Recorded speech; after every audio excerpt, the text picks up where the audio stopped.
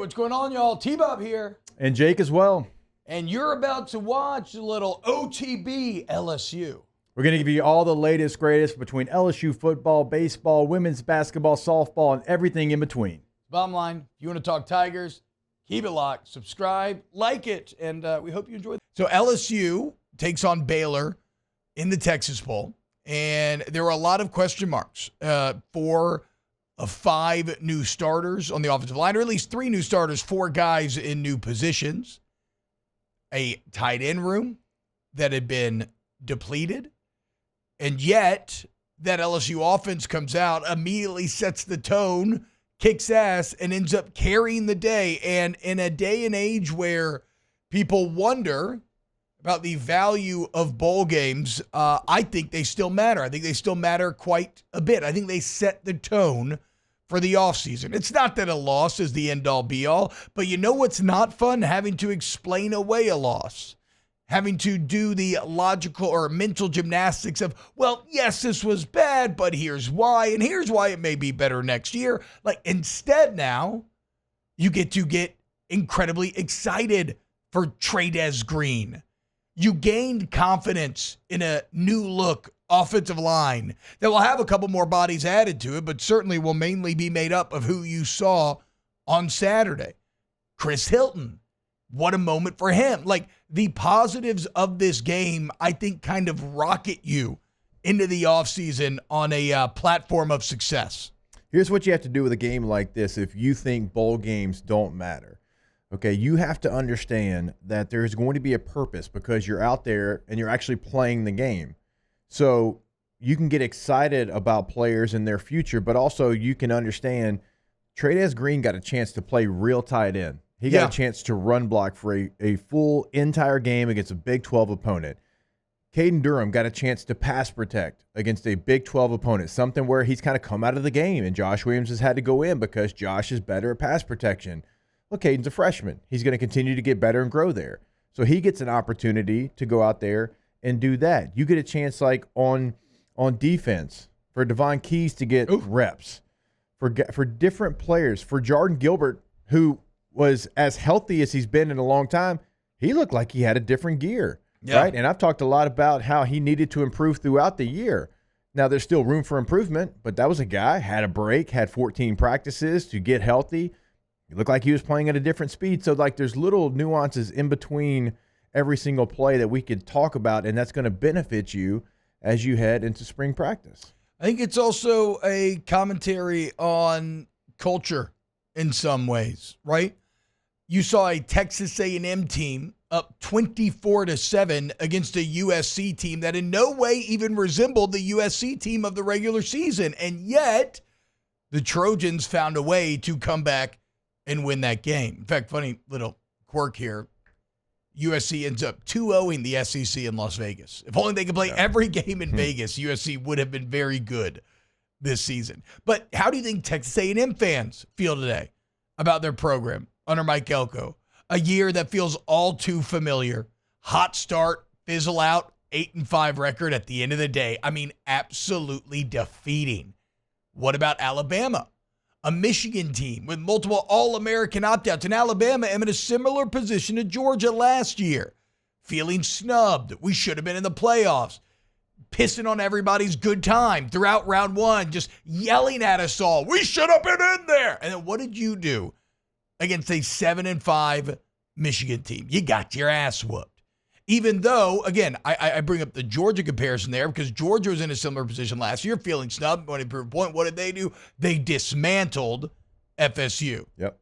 Alabama looked unprepared, got their ass kicked, and they finish without 10 wins, 9-4 in year 1 of Kalen Moore. You don't think that matters? You don't think that affects their vibes going into the offseason? It absolutely does. And so I come away from this Texas Bowl, despite all the bad, the month of bad after the 6-1 start, the 3-game winning streak going into the offseason has given me more hope, much more hope than I would have had for next season from a culture standpoint. And now, thanks to the bowl game, just some of the players that you can start to get excited about that maybe had lesser roles during the majority of this season. Yeah, and look, Baylor had more of their regular team in this game, certainly had more, right? They had most of their Jimmies and Joes. They didn't have a lot of opt-outs. They didn't have a lot in the transfer portal. They didn't have early entry guys into the NFL. So this was a team that won 6 games in a row in the Big 12 that you were playing against. And, for the most part, in a couple of key spots, you were held together with duct tape and super glue. Yeah. And so you're right about the culture and going out there and just playing football. And we saw some guys that we hadn't seen since August. I mean, Toviano's out there playing 86 plays. All right, that's a guy that we haven't really seen. I mean, we've seen him on special teams. We've seen him a little bit here, a little bit there. Gabe Relaford, 44 plays. Ahmad Bro, 43. P.J. Woodland, 41 plays in this game. And that's on the defensive side. Michael Turner Jr., there's probably some people that had to go pull out the media guide to find out who that was. Probably forgot about him, right? He's playing out there. He's playing 20 plays at corner. And, of course, we could go to the offensive line, talk about the plays that Bo Bordelon played tight end this year. Yeah. And he's starting and playing right guard, and Bo plays 32 plays at right guard. So it was impressive. You can, get mad at what the season was. We all can. And we can be disappointed that LSU is not in the 12-team playoff. But for what you could control after the situation was set, you did a really nice job of going to Houston, making the plays that you had to make, creating some guys that are going to have some momentum going into the offseason. I think, your leaders did a really nice job that are coming back, and we'll get to Whit Weeks here in a little bit. We'll get to Garrett Nussmeier. But for what the situation was after it was set, you did as well as you possibly could to go to Houston, take care of business, come back to Baton Rouge, winning 3 games in a row, and now you got to get to work. So you can, again, I agree with everything Jake just said, and to kind of reinforce that, you can believe that overall you're a bit disappointed in the 9-4 record and some of the missed opportunities. I mean, again, you were 1 game away from Atlanta. Who knows what happens then? Like you were closer than your final record would make it appear to doing some really big things. So that is disappointing. But you can also engage in nuance and understand that despite that disappointment, the 3 wins that you finished here with were damn strong. Yeah. You beat a good Vanderbilt team who beat a good Georgia Tech team in their bowl game to finish the season strong. You beat you didn't beat a good Oklahoma team. You beat an Oklahoma team coming off of a 24-3 beatdown of Alabama, and you beat their ass. Yeah. Wasn't even close. And then you catch a red-hot Baylor team with one of the better quarterbacks in the country. And Sawyer Robertson, a guy who will be, I believe, well, does he return next year? Yeah, he'll come back. He'll be one of the, if not the best quarterback potentially in the Big 12. They'd won 6 in a row, and you really handled them from the jump. So we'll get into like the game and what we like most. We got to talk about Garrett Nussmeier and Whit Weeks and everything else. But overall, I was just tickled, very pleased. A+ marks for preparing for a bowl game and showing that every time you step on that field, you're not going to accept excuses and you're going to play your ass off because you are given the privilege and the honor of putting on that uniform and that helmet and going to fight for 60 minutes.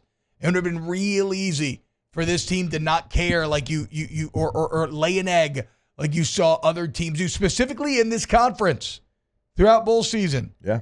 And yet you did not. You held the rope. And that is commendable. And it was a lot of fun to watch, frankly.